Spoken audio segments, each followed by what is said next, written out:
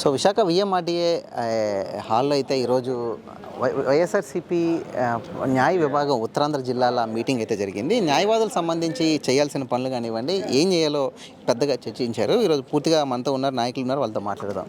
So ఈరోజు చంద్రబాబు వస్తే ఏదైతే ప్రభుత్వం 5,000 ఇస్తుందో మేము 7,000 చేస్తామంటూ కూడా చెప్తా ఉన్నారు. ఎలా చూస్తారు ఒక న్యాయవాదులుగా చంద్రబాబు విశ్వసనీయతను కానీ ఆయన మాటని ఏ విధంగా నమ్ముతున్నారా అంటే ఏం చెప్తారు సార్? సార్, జగన్మోహన్ రెడ్డి గారు మన గౌరవ ముఖ్యమంత్రి గారు అధికారులు రాకముందు ఇలాంటి ప్రామిసులు చాలా చేస్తున్నారు. మొత్తం మేనిఫెస్టోలో 18 అంశాల కింద పెట్టి న్యాయవాదులకు ఇది చేస్తాం అది చేస్తామని చెప్పి బాట ఇవ్వడం అయితే జరిగింది.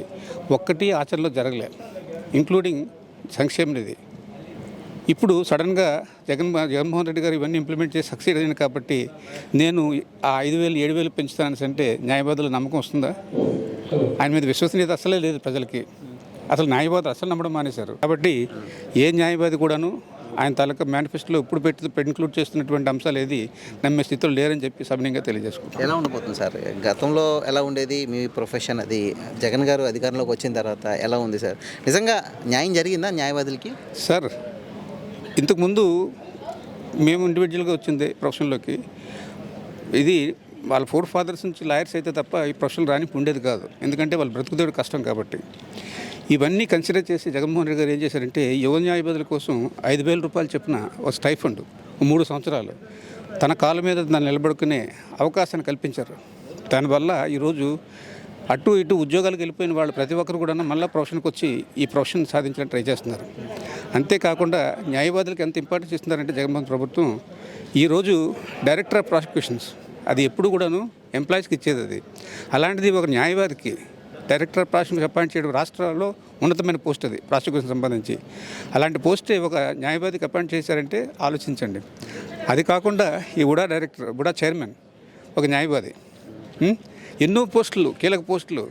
ఎక్కడ అవకాశం ఉంటే అక్కడ న్యాయవాదులకి అవకాశం కలిగే విధంగా లాను కూడా సబ్జెక్ట్గా చేస్తూ అందరికీ సమాన అవకాశాలు కల్పిస్తున్నారని చెప్పడానికి ఎటువంటి ఇది లేదు. సో టెక్నికల్గా చాలా అంశాలు ముడిపడి ఉన్నాయి, మీకు తెలియదు కాదు. రాష్ట్ర అభివృద్ధి కానివ్వండి చాలా ముడిపడి ఉన్నాయి. ఒక న్యాయవాదులుగా ఎలా చూస్తారు ఈ అభివృద్ధి సంక్షేమం సమానంగా బ్యాలెన్స్ చేయాల్సిన పరిస్థితుల్లో? ఏదైతే టీడీపీ జనసేన బీజేపీ ఆరోపిస్తుందో మన దాంట్లో సంక్షేమం తప్ప అభివృద్ధి లేదన్న ఏదైతే ఆరోపిస్తుందో ఒప్పుకుంటారా సార్? అభివృద్ధి లేదని ఒప్పుకుంటారా? ఖచ్చితంగా ఈసారి ఏమన్నా మార్చే అవకాశాలు లాంటివి ఏమైనా ఉన్నాయా? అభివృద్ధి లేదని ఎందుకు అనుకోవాలి సార్? ఒక పేదవాడు సామాన్యుడు రోడ్డు మీదకి రాకుండా అంత తన మట్టుకు తాను ఇది పెన్షన్ అయితేనేవ్వండి, విదేశీ విద్య అయితేనేవ్వండి, అలాంటి కార్యక్రమాలు బహుత్తరమైన కార్యక్రమం పెట్టి వాళ్ళందరికీ కావాల్సినవన్నీ చేస్తున్న తర్వాత అభివృద్ధి లేకుండా ఎలా ఉంటుంది? ప్రతి కుటుంబం కూడా ఈరోజు ధైర్యంగా ముందుకొచ్చి నేను నా ఇండివిజువల్గా వెతకగలుగుతున్నాను. మీరు వెతకండి, ఒక కూలైన అతను దొరకడు. ఈరోజు మన ఇంట్లో ఒక కూలీని పెట్టుకోవాలని అంటే ఆ కూలి ఇక్కడ దొరకట్లేదు. ఎందుకంటే ప్రభుత్వం వాళ్ళకి కావాల్సినవన్నీ సమకూరుస్తుంది కాబట్టి ఈ డౌన్ టు పనులన్నీ మానేసి గర్వంగా జీవిస్తానని చెప్పడానికి గర్వపడుతున్నాం మేము న్యాయవాదులుగా. సార్, ముఖ్యంగా మీరు న్యాయవాది వృత్తిలో ఉన్నారు, మీరు కూడా చాలా కాలం నుంచి చేస్తూ ఉన్నారు. మీరు కూడా ఎలా చూస్తారు ఈరోజు చంద్రబాబు ఏవైతే కొన్ని వాగ్దానాలు ఇస్తున్నారో మీకు సంబంధించి, నా వృత్తికి సంబంధించి నమ్ముతారా? న్యాయవాదులుగా చంద్రబాబు నమ్మే పరిస్థితి ఉందా? మీరు చేసేవాడిని చూసి అయితే నమ్మొచ్చు, చేయని వాడు ఎన్నో హామీలు ఇస్తే జరగని దానికి ఆయన ఎప్పుడైనా చేశాడా? ఆయనకు ఒక నానుడు కూడా ఉంది, అతనేమైనా చేస్తాను నిజం చెప్తే చెక్కలు అయిపోద్దని అతనికి ఏదో అది కూడా ఉంది.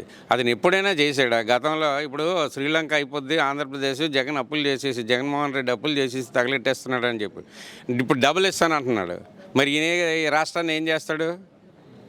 అది ఏం చేశాడు? గతంలో ఏమైనా అభివృద్ధి చేశాడా? అమరావతి ఒకటి తప్పితే దృష్టిలో పెట్టి వ్యాపార కార్యకలాపాలకి, రియల్ ఎస్టేట్ బిజినెస్కి అమరావతిని సెలెక్ట్ చేసుకున్నారు తప్పితే ప్రజలకి మంచి చేసే ఉద్దేశంతో 3 రాజధానులు పెట్టి వర్క్ డివిజన్ అదే పరిపాలనా విభాగాలన్నీ విభజన చేసి ప్రజలకు అందుబాటులోకి అన్నీ తీసుకుని వద్దామనే ఆలోచనతో జగన్మోహన్ రెడ్డి గారు ఈ కార్యక్రమాలన్నీ పెట్టారు. ఇక్కడ 10,000 కోట్లతో క్యాపిటల్ తయారైపోద్ది, పరిపాలనా క్యాపిటల్. ఇప్పుడు అక్కడ కొన్ని లక్షల కోట్లు పెడితే కానీ అమరావతి తయారవదు. ఇప్పుడు కర్నూలుకి శ్రీబాగ్ ఒప్పందంలోనూ పూర్వం ఆంధ్రప్రదేశ్ కామన్ స్టేట్గా ఉన్న మద్రాస్ స్టేట్తో కామన్గా ఉన్నప్పుడే కర్నూలులో హైకోర్టు పెడతామని అప్పుడు ఒప్పందం. తర్వాత కూడా పెట్టారు కొన్నాళ్ళు కర్నూలు. మళ్ళీ కర్నూలు న్యాయ రాజధాని కింద పెడుతున్నారు. అమరావతిని పరిపాలన ఇది లెజిస్లేటివ్ రాజధానిగా చేస్తామన్నారు. సమానంగా అభివృద్ధి ఇప్పుడు ఒక దగ్గర అక్కడ అభివృద్ధి చేసిన తర్వాత మరి వీళ్ళందరూ ఏమైపోవాలి? ఇటుపక్కల వాళ్ళు ఆయన ఏమైనా ఉద్యోగాలు కల్పించాడా? ఇప్పుడు చెప్తున్నాడు హామీలు ఏంటంటే 20 లక్షల ఉద్యోగాలు కల్పించేస్తాం, స్టైఫండ్ ఇస్తాం. ఎప్పుడైనా ఇచ్చారా స్టైఫండ్? మీకు తెలిసి ఏమైనా ఇచ్చారా? గతంలో కూడా మేనిఫెస్టోలో ఉంది, అతని మేనిఫెస్టోలో నిరుద్యోగ భృతి ఇస్తామని ఇచ్చాడా? 6 నెలల ముందు ఎప్పుడు ఇచ్చారు? 6 నెలల ముందు కాదు కదా, 60 రోజుల ముందు కూడా ఇవ్వలేదు. 30 లక్షల ఇల్లులు ఇచ్చాడు జగన్మోహన్ రెడ్డి. 31 లక్ష పేదవాడికి ఇల్లు ఇస్తుంటే రిట్లు వేసి అక్కడ ఇది ఈ సిటీ పోతుంది, ఆ సిటీ పోతుంది, ఇది డెవలప్మెంట్ అవ్వదు, ఈ ఏరియా డెవలప్మెంట్, పేదవాళ్ళు అక్కడ ఉండకూడదని చెప్పి ఈయన 30 గజాలు ఎవరికైనా ఇచ్చాడా? ఇతని పరిపాలనలో 31 లక్ష ఇల్లులు దగ్గర ఇచ్చాడు. పిల్లలకి చదువు చెప్పిస్తానంటే ఇతను బాధపడిపోతాడు ఎందుకు? ప్రభుత్వ బాధ్యతలు ఇవి, రాజ్యాంగంలో పొందుపరచబడి ఉన్నాయి ఇవి.